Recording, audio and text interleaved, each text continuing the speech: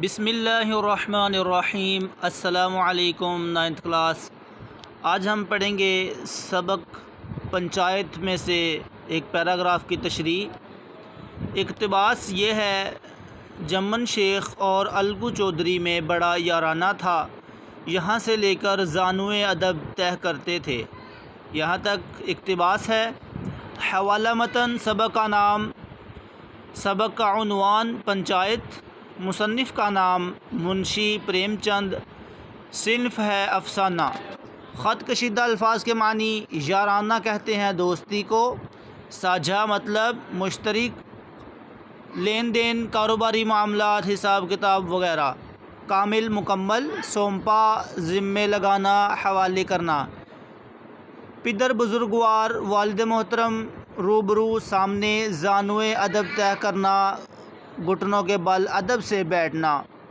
عزیز طلبہ، اس اقتباس کا سیاق و سباق یہ ہے۔ تشریح طلب اقتباس منشی پریم چند کے لکھے گئے سبق پنچایت کا ابتدائی نثر پارہ ہے۔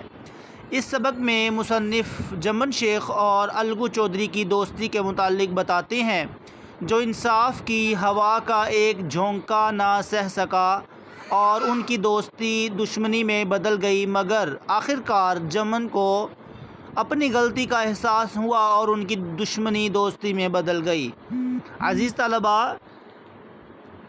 اس اقتباس کی تشریح: منشی پریم چند کا شمار اردو ادب کے نامور اور اولین افسانہ نگاروں میں ہوتا ہے۔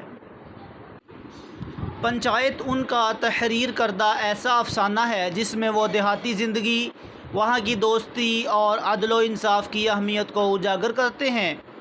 تشریح طلب اقتباس میں مصنف جمن شیخ اور الگو چودھری کے تعلقات کے بارے میں بتاتے ہیں کہ ان کی دوستی میں گہری اور قابل رشک، ان کی آپس میں گہری اور قابل رشک دوستی تھی۔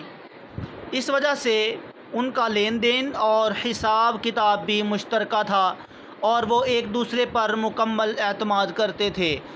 زندگی میں رشتے تو ملا ہی کرتے ہیں، مگر ایک انسانی رشتہ ایسا ہے جس میں زندگی ملا کرتی ہے، وہ رشتہ دوستی کا ہے۔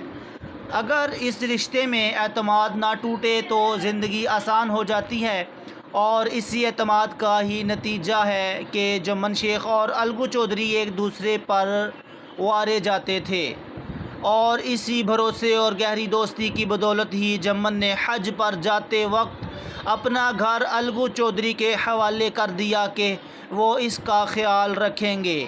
اسی طرح اسی اعتماد کی بدولت الگو جب باہر جاتے تو جمن کو اپنے گھر کی ذمہ داری سونپ دیتے تھے۔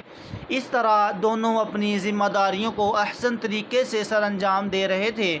یہی وجہ ہے کہ ان کی دوستی کو 4 چاند لگے ہوئے تھے، اور گاؤں میں لوگ ان کی سچی اور گہری دوستی کی مثالیں دیتے تھے۔ ان کی خلوص بھری دوستی کا آغاز اس وقت ہوا تھا جب دونوں بچپن میں جمن کے والد محترم شیخ جمعراتی کے پاس پڑھتے تھے، اور ان کے آگے وہ عزت اور احترام سے پیش آتے تھے اور با ادب شاگرد ہونے کا ثبوت دیتے تھے۔ بقول شاعر: ادب تعلیم کا جوہر ہے، زیور ہے جوانی کا۔ ادب تعلیم کا جوہر ہے، زیور ہے جوانی کا، وہی شاگرد ہیں جو خدمت استاد کرتے ہیں۔ چنانچہ ان دنوں ان کی دوستی پروان چڑھی اور وہ مسلسل اسے نبھا رہے تھے۔